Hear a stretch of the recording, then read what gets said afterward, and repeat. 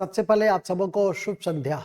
इतिहास की इस श्रृंखला में हम तीसरे भाग में हैं और तीसरे भाग में इंडस वैली सिविलाइजेशन, जिसको हड़प्पा की सभ्यता भी कहते हैं, जो प्राचीन विश्व की सबसे पुरानी सभ्यताओं में से एक मानी जाती है और सबसे बड़ी सभ्यताओं में से मानी जाती है, उसकी जानकारी आपको आज दी जाएगी। मैं जानकारी में दे दूं, इतिहास की प्रारंभिक व्याख्या के क्रम में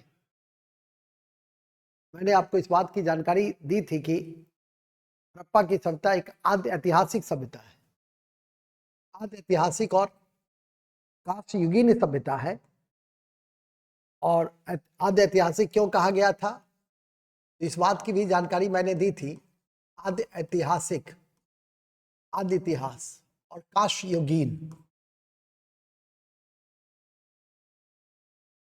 इसे आद्य इतिहास क्यों कहा गया था, तो मैंने इस बात की भी जानकारी दी कि संसाधन के आधार पर भारतीय इतिहास को, विशेषकर प्राचीन भारत के इतिहास को, 3 भागों में बांटकर देखते हैं। एक, सबसे पहला प्राग इतिहास है, प्री हिस्ट्री, जिसमें पुरातत्व तो उपलब्ध था लेकिन लेखन सामग्री और लिपि उपलब्ध नहीं थे, जैसे पाषाण युग। प्राग इतिहास के जनक रॉबर्ट ब्रसफुट को माना जाता है, जिसने पलवरम में सबसे पहले हस्त कुठार की खोज की थी।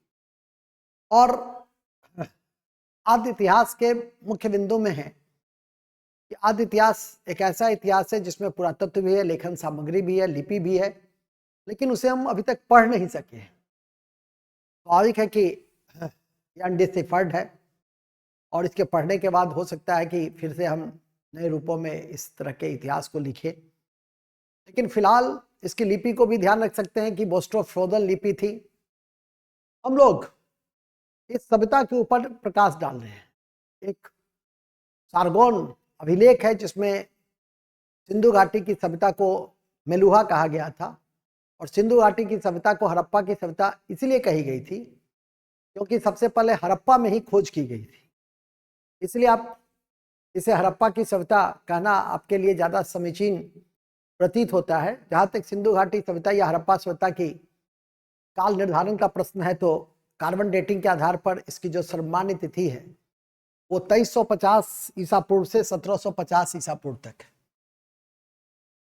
2350 बीसी से 1750 बीसी तक। स्वाभाविक है कि ऐसे सारे बिंदुओं को आप याद करके जहन में रखें। इस बात की भी जानकारी दे दें कि सिंधु घाटी सभ्यता की खोज के लिए सर जॉन मार्शल, ये जो शख्सियत है, सर जॉन मार्शल की अध्यक्षता में दयाराम साहनी 1921 में हड़प्पा सभ्यता की खुदाई की थी। और जानकारी में यह दे दूं कि 1856 में लाहौर में रेलवे पटरी के निर्माण की कड़ी में विलियम्स बटन ने सबसे पहले इस बात की आशंका जताई कि यहाँ एक सभ्यता है, और कालांतर में सर जॉन मार्शल ने 1921 में राय बहादुर दयाराम साहनी को उत्खनन करने के लिए नियुक्त किया। और उत्खनन के बाद जो मामला प्रकाश में आया वो आपके समक्ष है। 1924 में ही सर जॉन मार्शल, याद रखिएगा कि उस समय वो भारतीय पुरातत्व विभाग के महानिदेशक के पद पर कार्यरत थे, उन्होंने अंत में, सर जॉन मार्शल ने ही इस बात की घोषणा की कि एक सभ्यता है जिसको हड़प्पा की सभ्यता कही जा सकती है, क्योंकि हड़प्पा में ही सबसे पहले खोज की गई थी। यह सभ्यता इतनी बड़ी थी कि 13 लाख वर्ग किलोमीटर में यह सभ्यता त्रिभुजाकार रूपों में फैली हुई थी। और इसका जो विस्तार है, यदि आप इसके विस्तार को देखेंगे तो उत्तर में जम्मू के मांडा, इसको जरूर याद रखिएगा, जो चिनाब नदी पर है।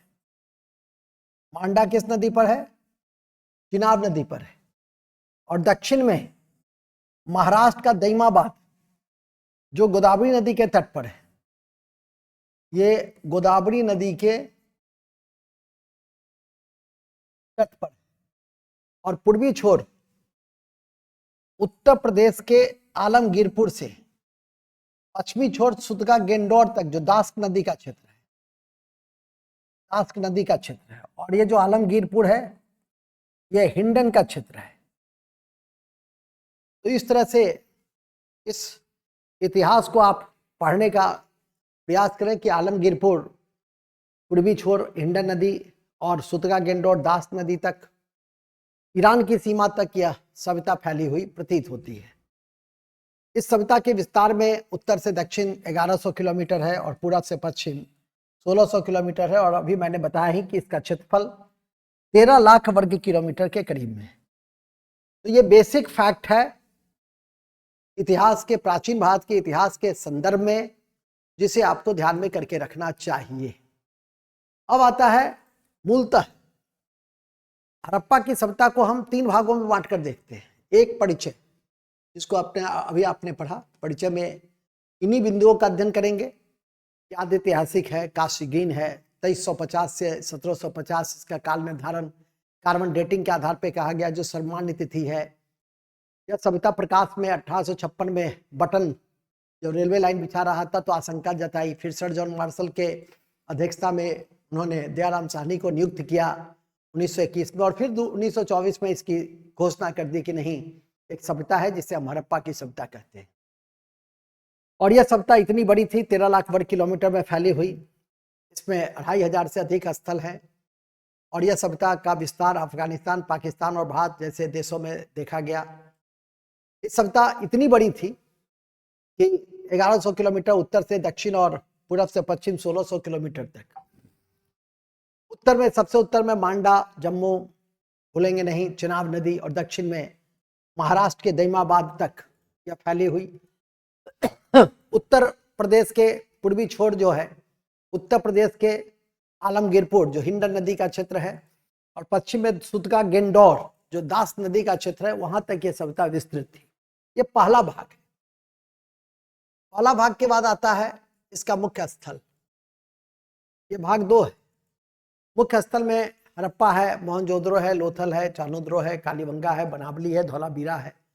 ये जो 6-7 मुख्य स्थल हैं, उस 6-7 मुख्य स्थल को हम लोग 3-4 एंगल से देखते हैं। एक, खोजा किसने, कब खोजा, अवस्थित कहाँ था, किस नदी के किनारे था, और साथ ही इस स्थल पर कोई ऐसी सामग्री तो प्राप्त नहीं हुई जिसको जानना है। इसी एंगल से हम हड़प्पा की सभ्यता को पढ़ते हैं, और हड़प्पा की सभ्यता में सबसे पहले हम हड़प्पा को पढ़ते हैं, क्योंकि सबसे पहले खोज हड़प्पा में ही की गई थी। तो 1921 हड़प्पा की खुदाई सबसे पहले यह जानना है 1921 में दयाराम साहनी के द्वारा हुई, जो पाकिस्तान के मोंटगोमरी जिला के रावी नदी के तट पर है। जो पाकिस्तान के मोंटगोमरी जिला के रावी नदी के तट पर है, जिसे ध्यान रखेंगे। इसकी पीडीएफ भी आपको चली जाएगी, लेकिन ध्यान से पहले आप सुने। पीडीएफ आपके जो ऐप है उस पर भी लोड रहता है, और साथ ही आपके व्हाट्सएप ग्रुप में भी भेज दिया जाता है। हड़प्पा की ये बेसिक फैक्ट है, जिसको हर संभव स्थिति में याद करके रखिए। अब हड़प्पा से मिला क्या क्या? हड़प्पा से एक कब्रिस्तान मिला, जिसको R37 कहे। गेहूं और जौ के दाने मिले। हमारे सबसे प्राचीनतम फसलों में जौ और गेहूं है। हमारे सबसे प्राचीनतम फसलों में कौन है? जौ और गेहूं है, जिसको ध्यान रखिएगा। और यह भी ध्यान रखेंगे कि हड़प्पा में एक तथ्य के दृष्टि से मैं बता दूं कि हड़प्पा में जो टीले की खोज है, वो टीले की खोज किसने किया है? चार्ल्स मेसन ने किया है। उस टीले की खोज चार्ल्स मेसन ने किया है, और 2 टीले प्राप्त हुए हैं। इसे भी ध्यान रखेंगे। हड़प्पा की सभ्यता में स्वस्तिक के चिन्ह मिले हैं। हड़प्पा की सभ्यता में स्वस्तिक के चिन्ह मिले हैं, और अंडागार की प्राप्ति हुई है। साथ ही यहाँ के गर्भ से निकला हुआ एक पौधा है, जो रुबरता की देवी के विषय में बताता है। तो यह सब एक बेसिक फैक्ट था, जिसकी जानकारी आपको दी गई। R37 स्वस्तिक का चिन्ह और अंडागार,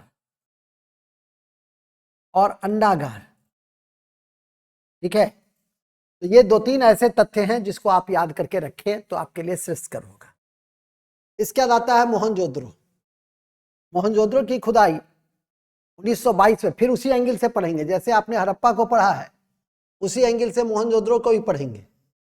1922 में रखाल दास बनर्जी के द्वारा की गई, जो पाकिस्तान के लड़काना जिला सिंध प्रांत, लड़काना जिला सिंध प्रांत, सिंध नदी के तट पर स्थित। मोहनजोदड़ो की खुदाई में विशाल, अब यहाँ क्या क्या मिला ये तो याद रखना है। किसने खोजा? तो राखाल दास बनर्जी ने खोजा। किसने खोजा? तो राखाल दास बनर्जी ने खोजा। कहाँ खोजा? कब खोजा? 1922 में खोजा। कहाँ खोजा? तो लड़काना जिला सिंध प्रांत में सिंध नदी के किनारे खोजा। वो किस नदी के किनारे था? रावी नदी के तट पर। ठीक है, ये किस नदी के तट पे है? ये है आपके सिंधु नदी के तट पर। अब यहां से क्या क्या मिला? तो सबसे पहला तो सबसे विशाल, सबसे बड़ा भवन, सार्वजनिक भवन थी विशाल स्नानागार। ये जो थी ये सबसे बड़ा भवन था, भवन, सार्वजनिक भवन, सार्वजनिक भवन थी विशाल स्नानागार, जिसका महत्व धार्मिक था। जिसका महत्व कौन सा था? जिसका महत्व धार्मिक था, जो ध्यान में करके रखना है।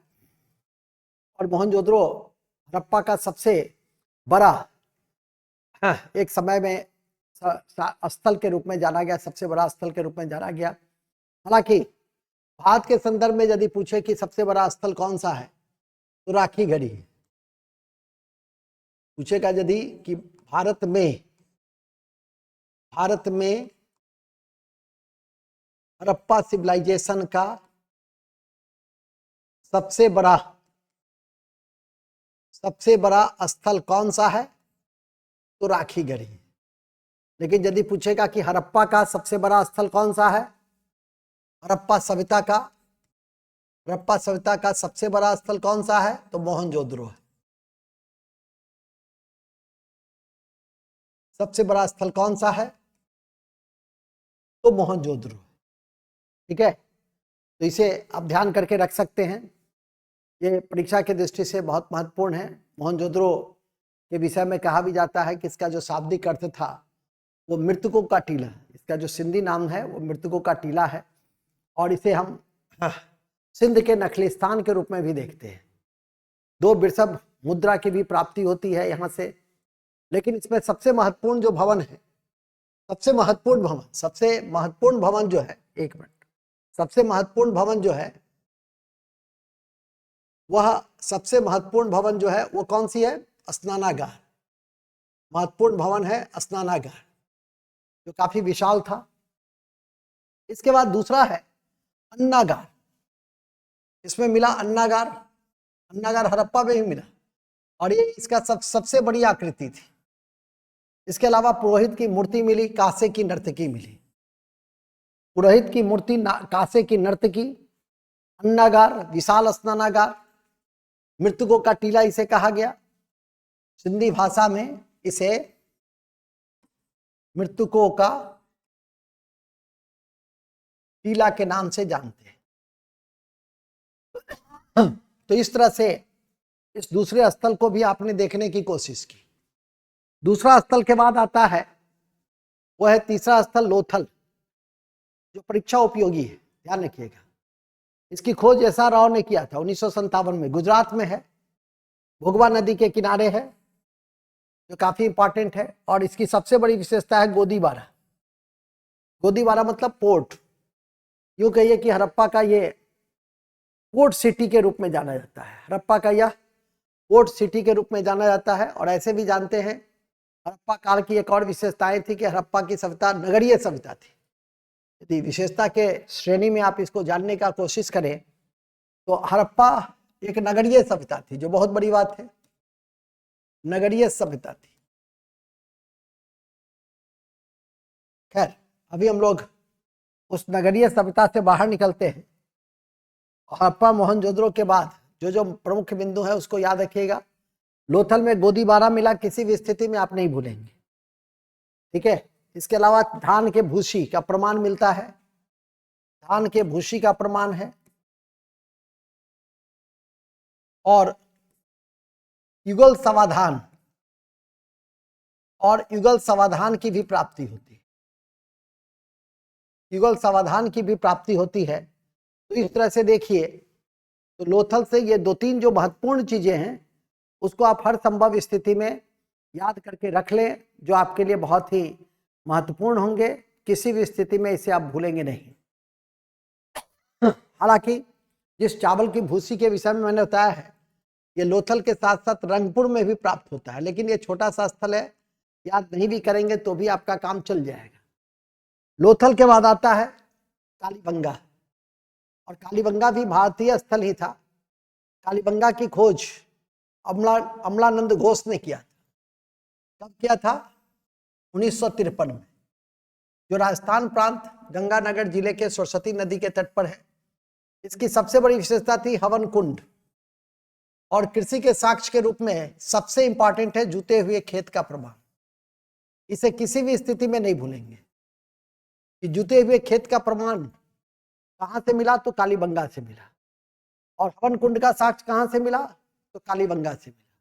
किसने खोजा था? तो अमलानंद घोष ने खोजा था। फिर पांचवा इंपॉर्टेंट है चानुद्रो।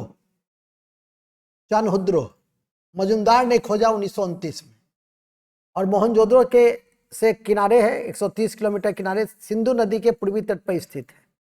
हर संभव स्थिति में इस चानुद्रो को याद रखेंगे। और यहाँ की सबसे बड़ी विशेषता थी मनका बनाने की कारखाना। तो चानुद्रो की सबसे बड़ी विशेषताएं क्या थी? चानुद्रो की सबसे बड़ी विशेषता थी मनका बनाने की कारखाना। इसे हर संभव स्थिति में याद रखेंगे। जैसे जुते हुए खेत का प्रमाण आप कालीबंगा में याद रखते हैं, ठीक उसी तरह से मनके बनाने के कारखाने आप यहाँ पर याद करके रखें तो अच्छा होगा। फिर आता है बनावली, और बनावली एक ऐसा स्थल था जहां से हड़प्पा के तीनों फेज मिले थे। हड़प्पा की सभ्यता, हड़प्पा के पूर्व और हड़प्पा के बाद, तीनों चरणों के साक्ष्य मिले हैं, जिसकी खोज रविंदर सिंह बिष्ट ने किया था 1973 में। यह हरियाणा के हिसार जिले के सरस्वती नदी के किनारे है। और यहाँ से सबसे इंपॉर्टेंट यह है बनावली से कि हल रूपी खिलौना के साक्ष्य मिलते हैं। हल रूपी खिलौने के साक्ष्य, ठीक है, जुते हुए खेत का प्रमाण, मनका, ये 3-4 बंद, पोर्ट सिटी, ठीक है, और अन्नागार, विशाल स्नानागार, R37 कब्रिस्तान, ये जो 7-8 मुख्य बिंदु हैं जिसकी चर्चा मैंने किया है, हर संभव स्थिति में याद करके रखें। इसके अलावा आता है सुरकोटरा। यह भी गुजरात के कच्छ के क्षेत्र में है। कच्छ का क्षेत्र ऐसे तो जंगली गधा के लिए प्रसिद्ध है, और इसका उत्खनन जेवी जोशी ने किया था। और इस स्थल की खुदाई से क्या मिला? तो घोड़े की हड्डी के अवशेष मिले। 3 बातें आप सुरकोटरा में याद रखिएगा। एक, गुजरात के कच्छ से मिला, और इसकी खोज जोशी साहब ने किया, बी जोशी। और इसकी खुदाई में क्या मिला?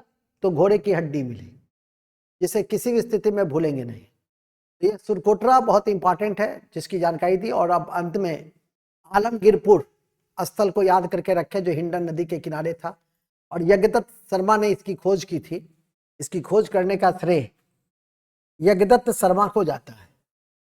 यज्ञदत्त शर्मा को जाता है, जिसे आप याद करके रखें। अन्य छोटे छोटे क्षेत्रों में सुतगा गेंडौर स्टाइन ने खोजा था। बलूचिस्तान में ही अभी एक बंदरगाह जगह था। आजादी के बाद सबसे पहले जिसकी खोज की गई थी, सतलज नदी के किनारे रोपर। सतलज नदी के किनारे आजादी के बाद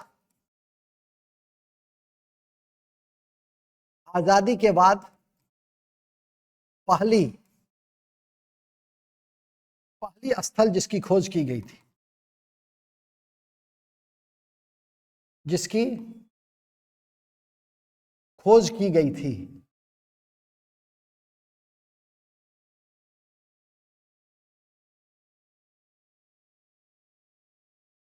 जिसकी खोज की गई थी। तो इस तरह से इन सारे बिंदुओं को आपने आज के इस कक्षा में देखा। और मैंने बताया ही था कि पूरे हड़प्पा की सभ्यता को आप 3 भागों में बांट कर देखेंगे। तो रहने दो पिक्चर, 3 भागों में बांट कर देखेंगे। एक भाग जो हड़प्पा का परिचय है, जिसकी जानकारी आपको दी गई।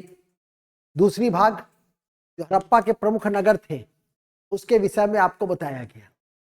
उस हड़प्पा के जो प्रमुख नगर थे, उसमें मुख्य रूप से आपको यह याद रखना था कि कौन से महत्वपूर्ण बिंदु की प्राप्ति हुई, और इसी को आपको ज़हन में करके रखना है। आप एक बात और भी ध्यान रखेंगे इसमें कि जो महत्वपूर्ण स्थल है उसमें हड़प्पा, मोहनजोदड़ो, लोथल, कालीबंगा, हवन कुंड और जूते हुए खेत।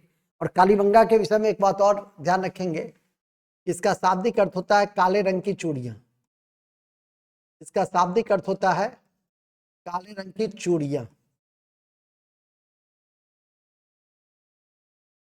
ठीक है, इस तरह से हम भाग 2 तक आज इसे देखने का प्रयास करते हैं। लास्ट में बिना धौलावीरा के हम इस कक्षा का समापन कर ही नहीं सकते, क्योंकि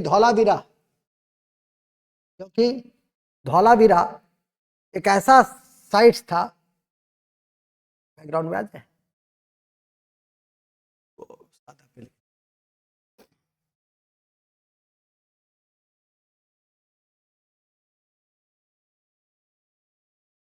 धौलावीरा